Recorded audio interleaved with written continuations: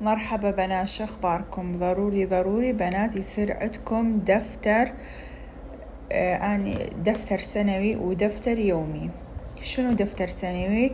تكتبين بيها الخطط والأهداف اللي تريدين تنفذيها خلال هاي السنة الكاملة. هذا دفتر بيها الخطة السنوية مالتي، أهدافي، شنو أريد أحقق، شنو أريد أسوي، وبيها إيميلات وأرقام السرية كاتبتهم بهاي الدفتر. أخاف أنسى فد إيميل أو أنسى رقم السري، فكل شي موجود هنا.